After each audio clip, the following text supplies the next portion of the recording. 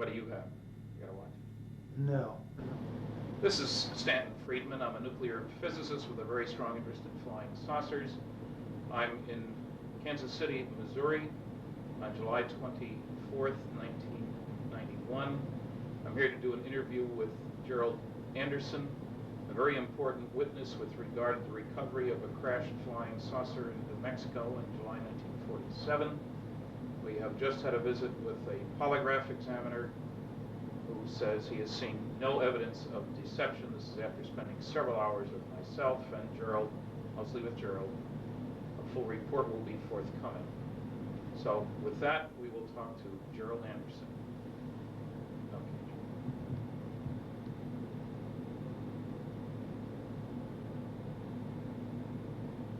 Enough.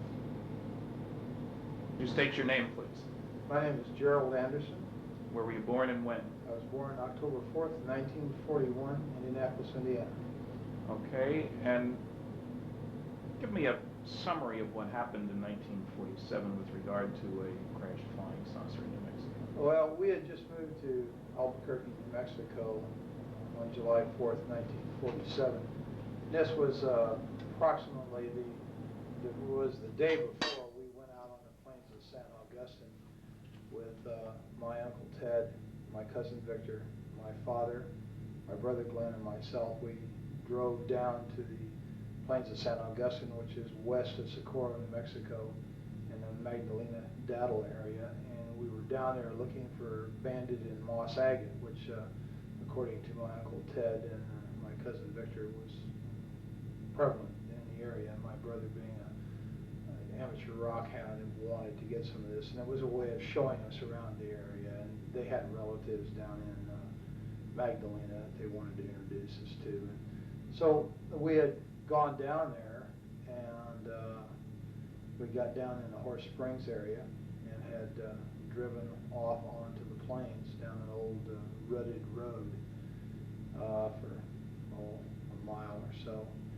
and seemed like a long ways. We parked the car, got out of the car, and walked down a hillside, a semi-forested, I guess you could say. It had pinon trees and scrub oak and stuff like that on it. And we'd walked to, well, not scrub oak, but cedar, and walked down the hillside into an arroyo, a dry wash, and then walked south down a dry wash toward where the agates were supposed to be at. And as we came around a bend in the arroyo that had pinon and cedar trees growing on it, we were able to see farther ahead down the arroyo, and on the next ridge line there was a large silver disc-shaped object was embedded in the side of the ridge line, and there was debris and wreckage and stuff strewn about the area, but mainly this thing was intact. I would estimate its size from an adult perspective to be something like 35 feet in diameter. I've heard other people who were there say they thought it was like 50 feet, but as an adult I would say about 35 feet in diameter, quite large. When we got up to it, there were 4 bodies there, not human. There was 2 of them who were obviously dead. One of them was obviously very badly injured, and one of them that apparently suffered no ill effects, or didn't appear to be injured, and was ambulatory, was mobile, and was just sitting there next to the one that was still alive that appeared to be. Were they right next to the vehicle? Right next to it, right under the edge of it. And this craft had apparently come in from the east, bounced off one ridge line, went plowing through this arroyo area, and then crashed into the ridge line and embedded itself. And they were sitting back under the edge. It was kind of tilted up like this, and they were sitting back under the edge here. And I'm assuming that this one creature that was all right had laid this material on the ground, but it looked like unrolled tinfoil that these other 3 creatures were laying on, like it was trying to, like you do a person in shock, you know, put them on a blanket, kind of a thing. And apparently it had some boxes there around it, and had apparently been trying to give first aid or help these other creatures when we first got there. And as we approached the creature, drew back like this, like it was in fear of us, like we were going to hurt it. And it wasn't very long, you know, trying to communicate with it, the adults were. And it seemed to calm down and just sat there and kind of looked back and forth, watching him, apparently trying to figure out what was going on. Like, what did it look like a little bit more? These creatures, all of them were about 4 foot tall, 4.5 feet tall. They had very large heads that were shaped larger on the top, and they kind of tapered down. Not to a real sharp point, but just tapered down where they were thin. And they had very large, oval-shaped or almond-shaped, I guess you could say, black eyes. They were so shiny, they had almost a bluish tint to them when the light reflected off of them. Their skin coloration, I think the best way I could describe that is kind of a bluish tinted milky white. It looked like someone in shock. And the ones that were laying on the ground were really looked more that way, more blue, How about ears, nose, mouth? No, there was no visible ears on the creatures, except like if you was just to cover your ear like this, to where there was just a rise there and then a hole, without your earlobe and the rest of the ear there. How about nose? It was the nose was very small, almost imperceptible, and just like 2 holes straight in, and the lips were just a straight line. It was like a cut, and you couldn't see any visible lips like we have. It was just a slit, and What never hair color? made a sound. Pardon? What hair color? There was no hair. They were completely bald. And no sounds? I never heard a sound of one, not out of any of the creatures, including the one that was. Did you see fingers? Yeah, they had fingers like this. They didn't have a little finger. They just had the thumb, had 3 extra digits, except the center digit was longer, and the other 2 were about the same size. They were very long and slender. They looked very delicate, and I've made the statement before, and I'll make it again. I think they would have made excellent violinists because of the structure of their hands. They were wearing one-piece suits. All of them were dressed exactly the same, and it was sort of a real shiny, silverish gray color. No zippers, buttons? No, I saw no zippers, no buttons. Insignia? No insignias. The only thing that was different, they all had this, but the only thing that was different from the silvery gray suit was that down like the seam on it, like it was a seam on the shoulder, and around the collar it was trimmed in what appeared to be maroon, like cording. Then the suits were continuous with their footgear. You could see right about this area down, it seemed to be less pliable than it was up here, like this was a stiffer area, like it was boots or shoes or something. But they were all dressed exactly the same. Okay, so you and your family are talking back and forth, wondering what was going on. What did your family say? I mean, did anybody say anything? Yeah, my brother, one of the first remarks I heard made was, that's a goddamn spaceship. There was bodies up there, and I was told not to go up there, which I did. And how old was your brother at the time? He was in his early 20s, I think 21, something like that. He was a lot older than you were. Oh yes, considerably. When we got up there, I kind of meandered off to one side. This thing was cocked up, and I was standing here. The bodies were here, and everybody else was kind of down here, except my cousin Victor was over here playing and looking in this gaping hole on the side of this disc, and it's shaped just like a discus, except for a round dome was up on top, and there was this big gaping gash in here where you could see inside, and it looked like a double hall. How big length? The gash? dome? The gash. Well, it covered the greater majority from the center of the craft out. It was just like a gaping hole in there. And I'm thinking, it's like about 30 feet, 35 feet in diameter, so we're talking about 17 feet maybe. Oh, okay. And most of that one side was ripped open like that. And you could see inside, and you could see another double hull in there, and there was these rows of components that was on there, and there was lights that flashed on and off. Some of them were steady, some were flashing. There was a lot of debris and stuff hanging out of the hole. There was evidence that there had apparently been fire. It looked like it had been burnt along the edge there. The gash. Now, this wasn't a gash that could have been caused by the thing coming into the ground. It wasn't at the leading edge of the vehicle. No, this was in the side, like, it almost appeared, it was elliptical. It almost appeared as if something the same shape as the disc we were looking at had hit that same, had hit the disc and left an imprint that pretty closely approximated the outside diameter of the disc itself. And it appeared to be caved inward. Okay. And kind of like, you'd hit it like this and just crumpled and caved in and ripped it open. Okay, so you're there, you take all this and everybody's mystified. What were the circumstances outside? Hot, cold? Very, very hot. Well, to me, being the first time in New Mexico and coming from back east, that dry heat was just like being inside of an oven. It was unbelievable to me. And that was the odd part about this thing. The closer you got to it, the cooler it was. And standing under it in the shade there, next to these creatures' bodies, it was like refrigerated air conditioning. And did you feel air coming out of this thing? Or? No, it was just like it was ambient.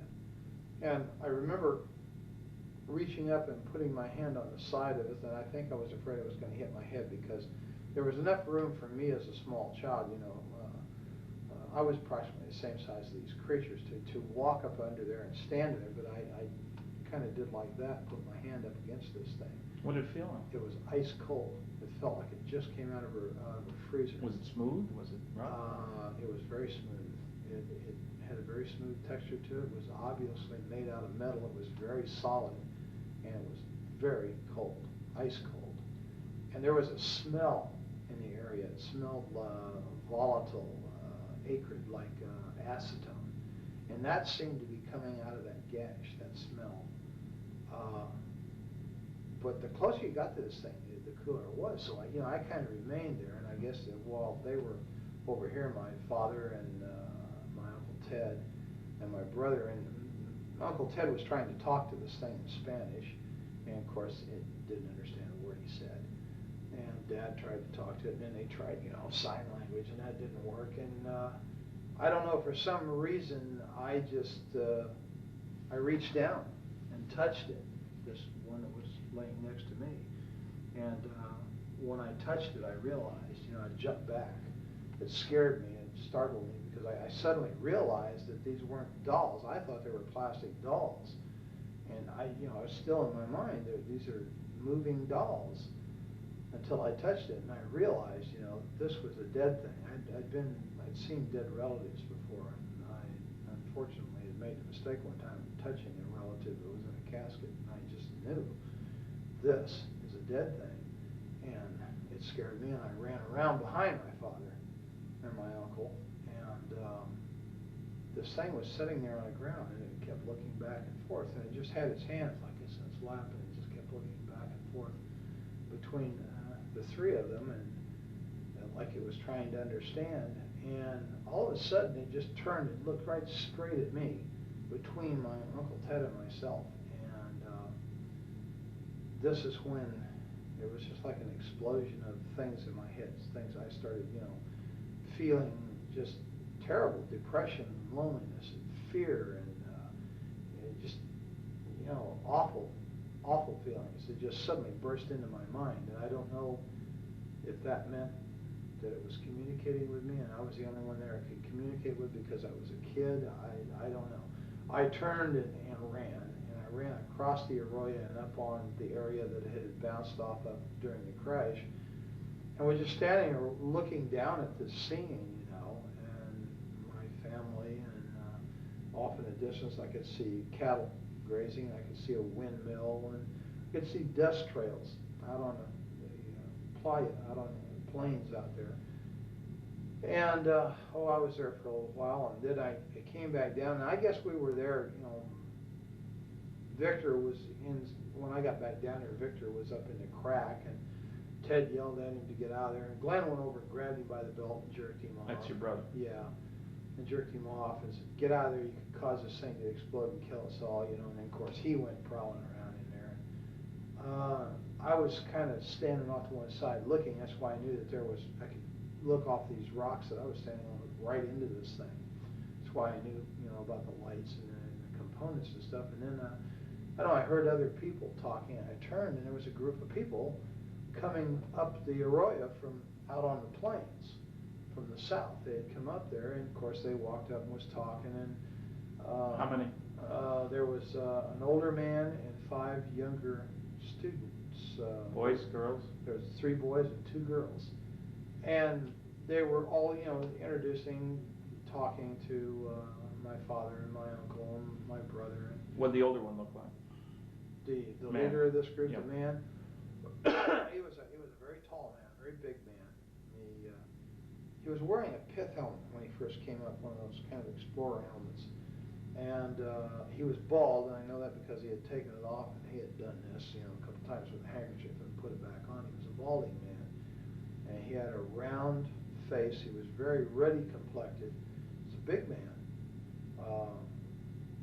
and he apparently was a doctor because they kept calling him doctor. And as I understand it, was an archaeological group that was out there on some kind of summer thing, and they talked, and he apparently was able to speak several foreign languages, and he tried to talk to this creature several times in different languages, again to no avail.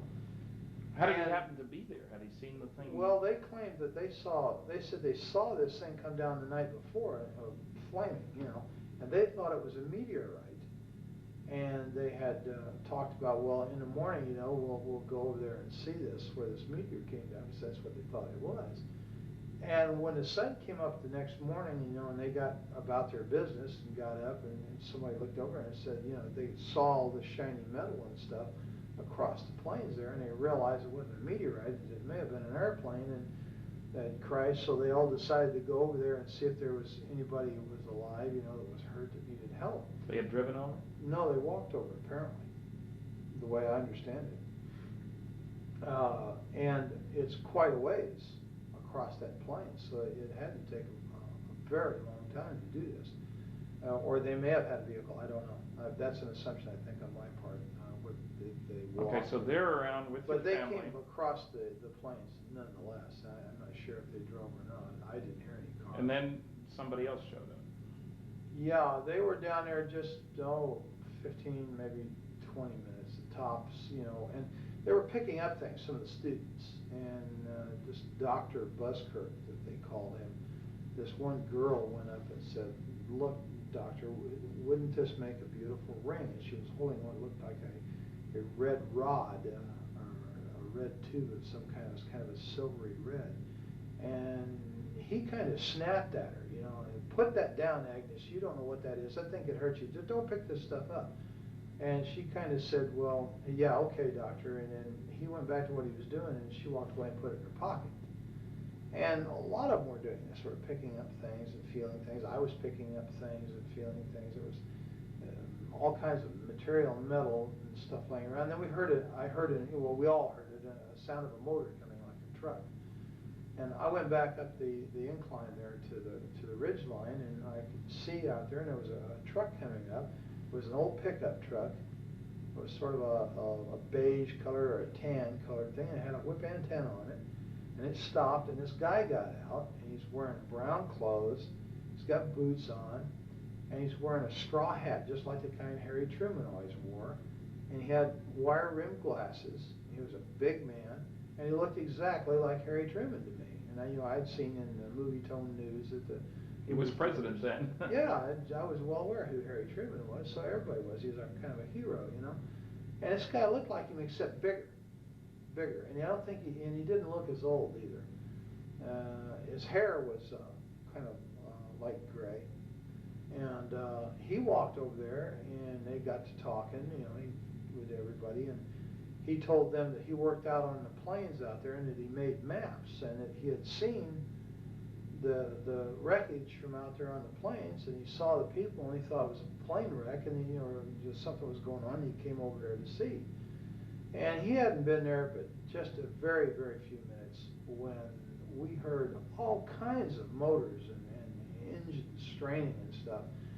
And here comes a military car with a big white star on the side of it, followed by a 6x, which is a military truck with a kind of a canvas wagon type canvas thing over it, and it's full of soldiers. They've got guns, and right behind that was what we call a 4x, which is like a medium-sized Jeep truck situation, and it had two big high whip antennas, all kinds of radio gear in the back, and a guy back there with earphones and stuff on, and he's, you know, working these radios, and they all pulled up and stopped. And which direction had they come from? They came from the north, from the Horse Springs area, right? So they could have come off the highway there. Oh yeah, I'm sure that's exactly how they got there. They come off the highway the same way we did. Well, in the meantime, when it stopped, this black soldier, the sergeant, and the reason I know he was a sergeant, my brother told me he was, and he got out of this car, and then a guy got out on the other side, and Glenn said he was a captain. He told me later he was a captain. And this guy had orange-red hair, and all the soldiers then came running over there, pointing guns at people, and telling them, get away, get away, get away, you know. And when this creature saw these people, the military, he went nuts. He went into an absolute panic, worse than what he did when he saw us. Did he move around, or just his eyes? Or? He just oh, okay. Crazy, and it was like he was looking fearful. like he was looking for a place to run and hide. But he never got up. Never got up. He never left the one injured one next to him. And this red-headed officer, this guy was a real butthole. He made all the threats. He threatened to have people shot if they didn't move away. To everybody? Oh yeah, get away, get away. You know, we'll shoot. Get away from there. This is a military secret. You know, just screaming and hollering. And he told my uncle and my father that if they didn't want to spend the rest of their life in prison, they would never say anything about what they saw there. If they ever wanted to see us kids again, they'd take the kids away, and they'd never see the kids, you know, meaning me and Victor, that we'd better keep our mouths shut. If we did not, this is what was going to happen. They were threatening people and pushing people. And the students as well? And Dr. Oh yeah, Busker? they were hustling everybody. And one of the soldiers pushed my uncle. He had a rifle, I guess, and he shoved him back like that. Well, that was something you don't do to my Uncle Ted. Ted had a violent temper, and he grabbed the rifle and reached over top and smacked this guy and dropped him right there. And Ted had dropped, if I'd have dropped the hat, this guy's a cowboy. He'll hit you in a minute. And of course, when he did that, there was bolts opened, and I guess cocking, you know, they were cocking their rifles. They were pointing guns at people, and everybody, Busker and Glenn and Dad, grabbed him, you know, pulled him back and got him away. Don't, man, they're going to shoot. Don't do that, you know, trying to stop this. And I think we came very close to having someone shot. Then they really started threatening, you know, and they interviewed. Well, did the redhead do all the talking pretty much too? Pretty much, except once in a while the sergeant would chime in and make statements like that to other people in response to the redhead. But mainly it was the redheaded. Was there a name tag? Yes, there was, and his name was Armstrong. And I'm not sure if I know that from having read it or know that from remembering it, now being able to read it in my memory, or if someone said that to me. But his name was Armstrong, was right here on his uniform. Now, they chased you guys away pretty quick. Yeah, they did. And they herded us up like cattle, and they moved us up the Arroyo back in the direction we'd come from, over the protest of this Dr. Busker, who said, no, we've got to go the other way. We came from, I don't care where you came from, get your ass up the Arroyo. And they ran us up the Arroyo. And so you get to your car then? Right. Now, they take us up the Arroyo, and just below the hill that we came down, they broke us off and moved us up the hill. Now, this whole time, no one has ever frisked us down. No one has ever checked our pockets to see if we picked up any of this material. And this girl, Agnes, still has that stuff in her pocket, and some of the other students had stuff.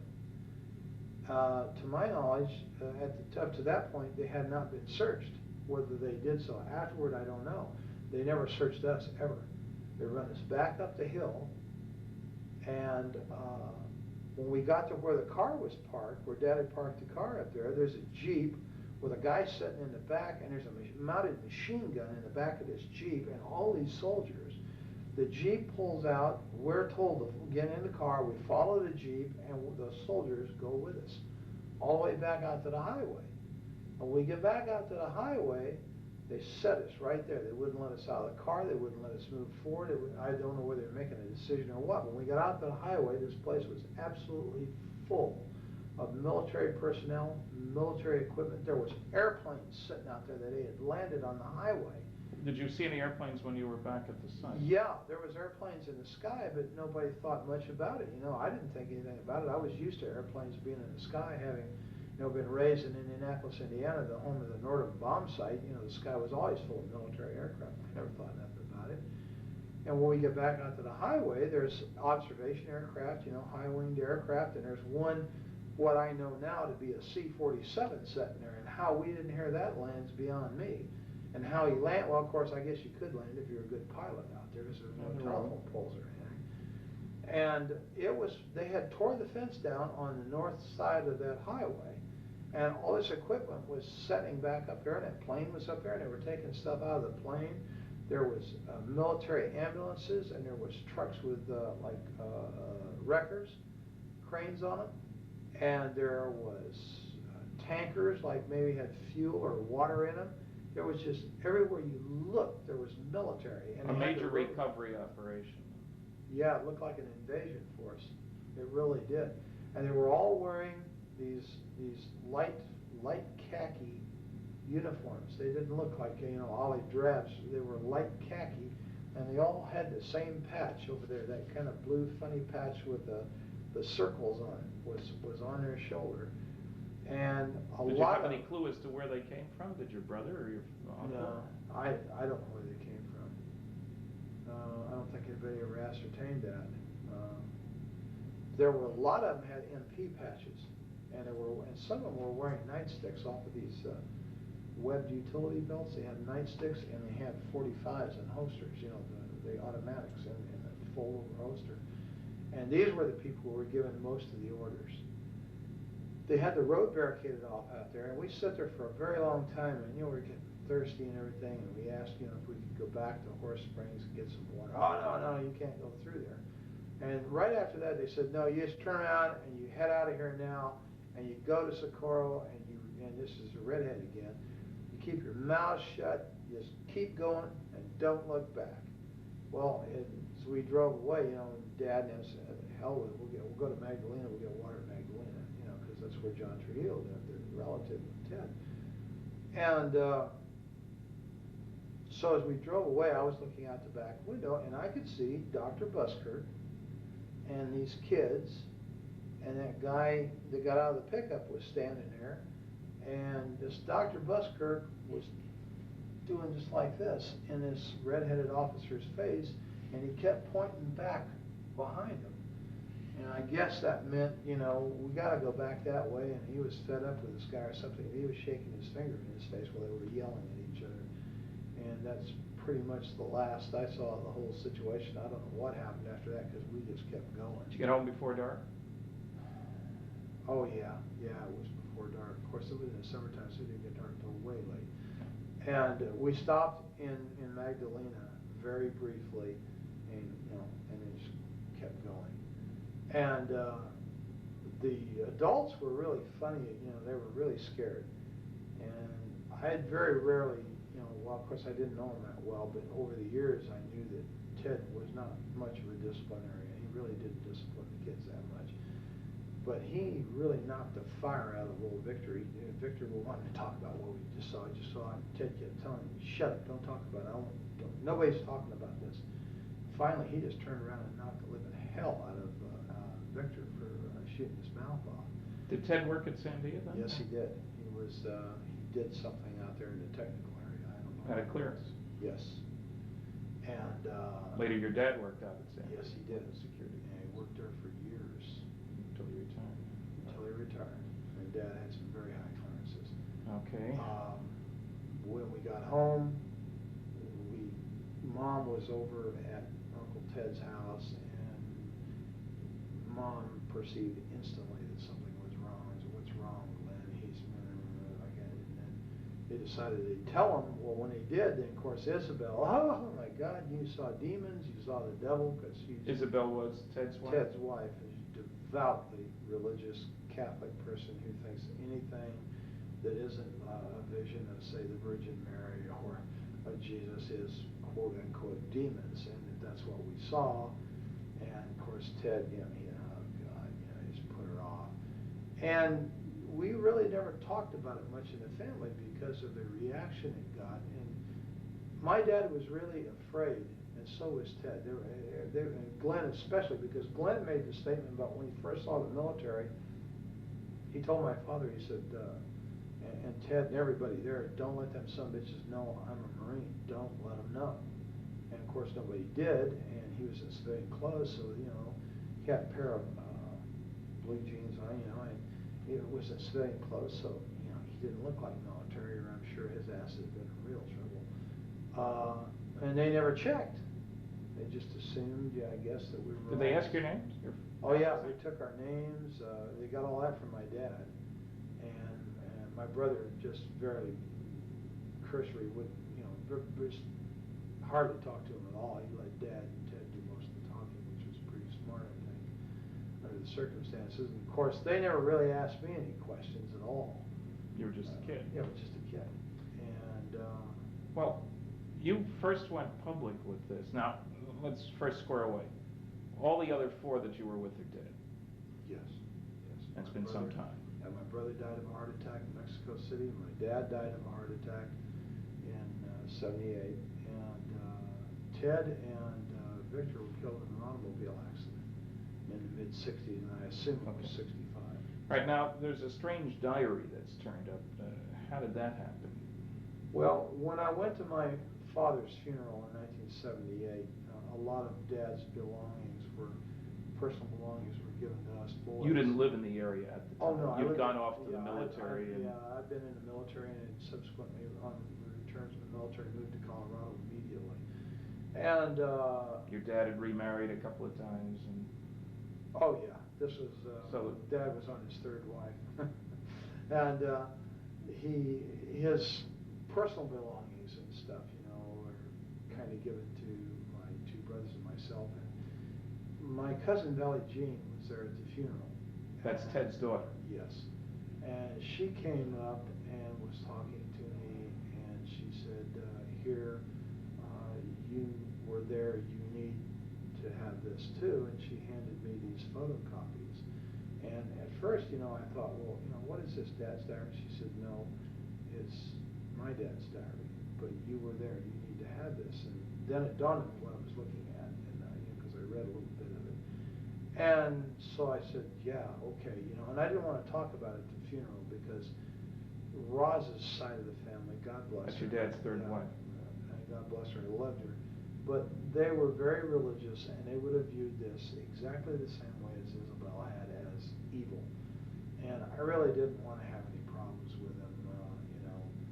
We were kind of on shaky terms. We didn't see eye to eye religiously, so we're not quite good. Well, you're active in religion now, aren't you? Oh, yes. You're a deacon in the Episcopal Church? Right. Okay, that means you actively participate in Well, service. yeah, lay Eucharistic ministry. Okay. So yes, I actively participate. I serve on the altar. What do you do for a living now? I'm a security officer in the state of Missouri. And you've been doing police sort of work for several years now? Oh, yes, about 9 years all told. And you also are going to college to be a nurse, and you've already got a couple of associate degrees from community colleges. Right, yes. One Associate of Science and one Associate of General Studies, and I'm working toward my Bachelor's of Nursing. In roughly 2 years, I will have my Bachelor of Nursing. I'll be a licensed. Now, to be a security officer, you have to be licensed by the state of Missouri, do you? Yes, you have to be a certified law enforcement officer, which means that you have to have gone to the state academy, the Department of Public Safety. So that's not just a Basic. pickup thing? Oh, no, you have to It's a attend the professional. academy. Yes, it's definite. Okay. And you have to work for the state under these conditions. You have to not only be certified, but you have to have prior law enforcement experience. Now, when we get back to the diary for just a minute, when you were hypnotized by John Carpenter, a psychiatric social worker, and he was asking you questions about the diary, apparently you'd been told that there were a number of copies of that around? Yeah. Something buried out maybe there too? Yeah, as I understood. Well, in fact, in conversations with 𝗓𝗓𝗓𝗓 after the fact, after I got involved in this thing through the Unsolved Mysteries thing, I was told that that wasn't the only diary. That what I had was a copy. Well, it was a photocopy. Okay. And that there were a lot of these copies around, and apparently Uncle Ted or someone had put these out through different people in the family and friends and stuff for reasons, I don't know, to keep them from getting lost or something like that. You know? Okay, now when I asked you for the original, you contacted who? Well, yeah, 𝗓𝗓𝗓𝗓𝗓. That was 𝗓𝗓𝗓𝗓𝗓. Okay, Right. she was in a convent. Right. And she was reluctant to do anything. You had to call a number of times, as I recall. That's correct. And you talked to the bishop? Somebody talked to him? Yeah, I talked to a bishop. And he convinced her to send the stuff to me? Yes, apparently. Okay, because I got it directly from Colorado with a cover letter that strongly indicated that she didn't want any more to do with this. That was part of the agreement. But that she considered this the work of the devil, or words to that effect anyway. Yeah, I think she's of the same opinion that her mother was. Okay, That it so was the work of the devil. And you see, all I ever had of this was the photographic copies that I had showed you originally. And as I understand it, you received the original. I received the copies, original the from which originals. those had been made. They were partly burnt. She mentioned she had intended to burn them, but because of your persistence and with the agreement that I never contact her, she would send them to me. And as you know, when I had forensic analysis done, it showed that the ink dated from the early 70s. The paper could have been available in 47. So it was clearly not an original. But it was also done before there was any publicity about this case anyway, because I know I was the first one to get involved. Exactly. Now, as you know, we have discovered, not I, but you had identi-sketches done by a police artist of the various people involved in this. Right. Mm-hmm. And as you know, there is a picture, several pictures that seem to indicate that Dr. Buskirk was Dr. Winfred Buskirk, who had received his PhD at the University of New Mexico. And you had described him as in his late 30s, early 40s. It turns out he was 39 in 1947. He was bald and been bald most of his life, even up to then. Was there other contact between you and he at that time, as far as you knew? Your family and him, or? I don't know. Okay, not to your knowledge. Not to my knowledge. I don't believe my dad had ever contacted him. There's a possibility that Ted may have, and I'm not sure why. I think 𝗓𝗓𝗓𝗓𝗓 had alluded to the fact that Ted had been in contact with him, and that they had corresponded and this kind of thing. But as far as any personal knowledge of it, no. Okay, now you didn't tell your story really until the Unsolved Mysteries program was rerun in January of 1990? That's right. That's when you contacted them, got my address, wrote me, wrote Yeah, Kevin Randall, yeah. and It was we're a little kind of- upset that the program wasn't quite accurate. Well, yeah, that was the whole thing. It started off as a fluke to begin with, because everything that I saw didn't jive with what I had seen personally. Yeah. And I guess I was kind of miffed, here all these years. I had been primarily forced, by not only by others, but by, my own sense of survival to keep my mouth shut. And wow, here it is, it's on TV, and he got it wrong. And so, I just impulsively called the number and told the lady, wait a minute, that whole thing was wrong. Well, how do you know that, sir? And I said, well, because I was there, that's why. And boy, that apparently pulled somebody's string. Yeah, and the key thing that was wrong, of course, there were a few mistakes in an otherwise excellent program, was that they had that, the Barney Barnett, the civil engineer story, over near Corona, and you knew that it was over in the plains. Right. There's a lot more. Well, yeah, and then the fact that the thing looked like a tin flat hat or a tin top hat, and it didn't. It was disc shape, and Barney Barnett, or whoever the guy in the truck was, did not drive right up to it on a road. It wasn't parked conveniently next to a thoroughfare, you know. Right. And it was just things like that. And I don't know. I just, for some reason, I thought, well, you know, geez, look. It's already public. Yeah, the story's out, and let's get it right, you know. Of course, I don't think I realized at the time, you know, how involved this was going to be, but. What kind of response? You live and learn. Now, I got you together with John Carpenter, the psychiatric social worker, and you guys had several sessions, and then we flew out to the site. You're reasonably convinced now that the second time around out there, we did find the exact location. Yeah, the first time in, you know, it was like 43 years. And we're in a helicopter, which I you never. Yeah, I was in the air this time, and the last time I was underground. And so, you know, the landmarks were a little confusing. I was positive I was in the right place. But until we actually got on the ground, John and I, and retraced the route in there that we had come in the car, I wasn't absolutely sure. There was 2 ridge lines there, and I wasn't really sure of which one it was.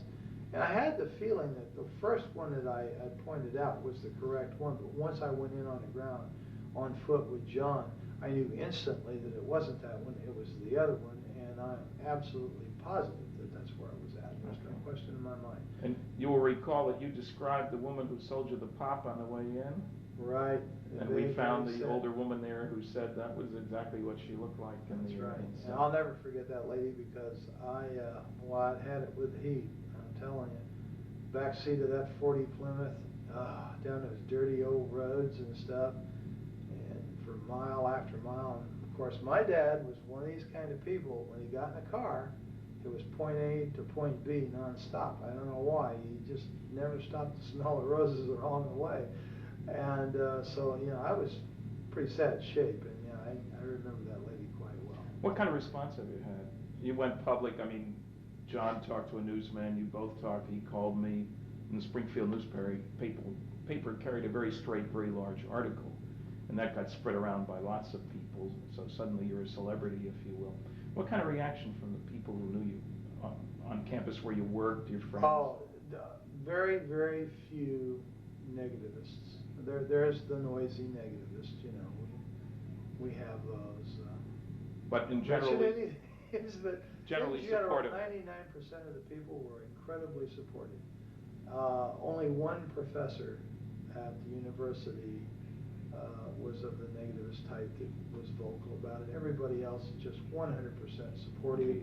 The majority of these people are absolutely convinced, even without this story, that extraterrestrial life forms exist and that the people are flying around out there and moving between systems and stuff. And it's just an unbelievable amount of support. You didn't lose your job. Oh, no. Your boss didn't give you a hard time. Absolutely not. In fact, I think I can publicly say that my boss is extremely supportive because he is a avid ufologist himself. He is fascinated by the subject, and you won't have any problem convincing him either. And my boss has a master's degree. He's not someone that's untrained observer that's given to hallucination.